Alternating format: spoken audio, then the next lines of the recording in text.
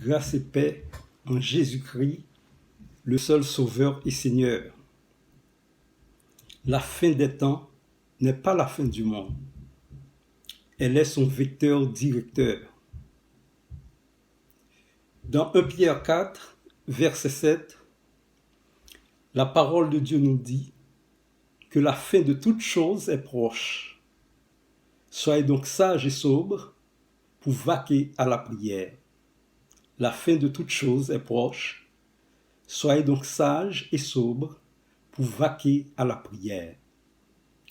L'apôtre Pierre n'a pas dit que la fin est proche. Il n'a pas dit non plus que la fin de certaines choses est proche. Il a parlé d'une façon globale en disant « La fin de toute chose est proche. Soyez donc sages et sobres pour vaquer à la prière. » Cependant, quelles sont toutes ces choses pour lesquelles la fin est proche? Je peux être un mélomane. Je peux aimer le plaisir plus que Dieu. Le cinéma, le carnaval, aller au bal, voyager, les croisières, aimer l'argent, l'alcool, le pouvoir, etc. L'apôtre Pierre me demande de prendre un recul et de commencer à réfléchir sur la fin de toutes ces choses. Mes bien-aimés, mes chers amis, si la fin des temps n'est pas la fin du monde, qu'est-ce que la fin des temps? Les disciples disaient à Jésus quel serait le signe de ton avènement et de la fin du monde. Quel serait, pour un premier moment, le signe de ton avènement et quel serait, pour un deuxième moment, le signe de la fin du monde. Qu'est-ce que la fin du monde? Nous allons voir premièrement la fin des temps. Que signifie cette notion, à savoir la fin des temps? Qu'est-ce qu'elle est? Eh bien, la fin des temps, c'est que toutes les époques sont arrivées à leur sommet. Par exemple, l'époque de la préhistoire a laissé la place à l'Antiquité.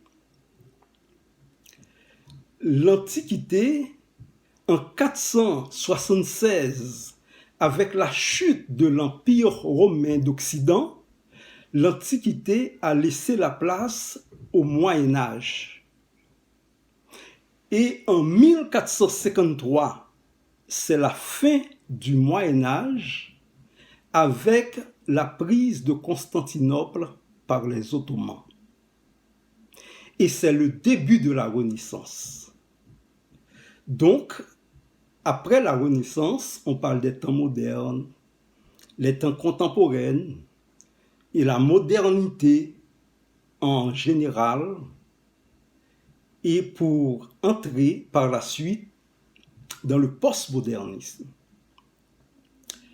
Donc, c'est par rapport à toutes ces époques que nous nous retrouvons à la fin des temps et non à la fin du monde. Il y a une très grande différence.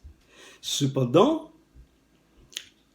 la fin des temps est le fil conducteur pour arriver à la fin du monde.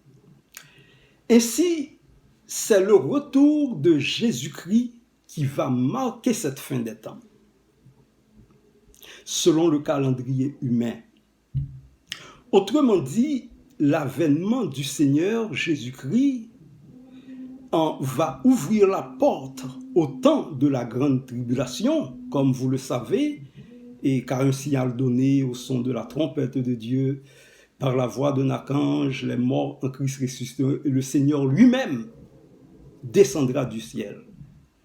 cet avènement-là, son avènement, va marquer la fin des temps et pour ouvrir la porte à ce qu'on appelle la grande tribulation, le temps de la grande tribulation, les 7 ans de tribulation, les 3 en premières années, en 3 ans et demi, plus 3 ans et demi, où on va être efforcé de prendre la marque de la bête, mais malheureusement, si on prend cette marque, c'est fini, on n'est plus pour Dieu. Mais contrairement à cela, on va être persécuté. Ceux qui vont être là vont être persécutés, ne pouvoir pas voyager, ni acheter, ni quoi que ce soit. Alors, le retour de Jésus-Christ sous les nuées va ouvrir la porte à ces 7 ans de tribulation. Puis, à la fin des 7 années de tribulation, le Seigneur va retourner sur le mont des Oliviers avec son épouse. Et cela va ouvrir la porte au règne millénaire. Apocalypse 20, verset 4. Pour la fin du monde et le jugement du grand trône blanc, voir Apocalypse 20, versets 7 à 15. Mais bien aimés, l'apôtre Pierre nous demande d'être sages et sobres pour un seul but, afin de vaquer à la prière, c'est-à-dire le 1 à 1 avec le Seigneur. On doit se prosterner jour et nuit devant le Seigneur, le seul vrai Dieu. Et puisque la prière est un épanchement sincère à Dieu, devant Dieu, eh bien pour ce temps de la fin, nous devons développer cette culture ou la culture de la prière en nous ou autour de nous. Philippiens 4, verset 6, Éphésiens 6, verset 18. Oh mes chers amis, en ce moment où le Covid-19 est en train de troubler le monde, les serviteurs et les servantes de Dieu peuvent bloquer son effet par la prière et dans la prière. Prier sans cesse, nous dit la parole de Dieu.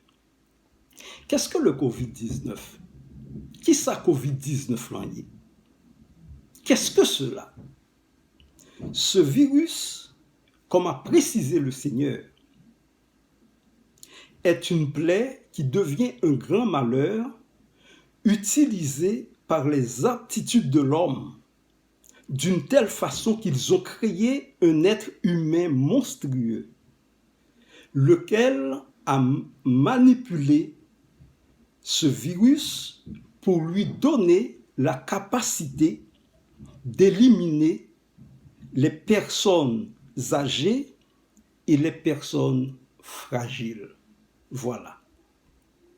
Ce virus, qui est un effet de l'arrogance de l'homme, va devenir la cause de l'effondrement économique, à même de secouer l'Amérique et la contraindre de se mettre à genoux devant le Dieu tout-puissant, créateur et sauveur.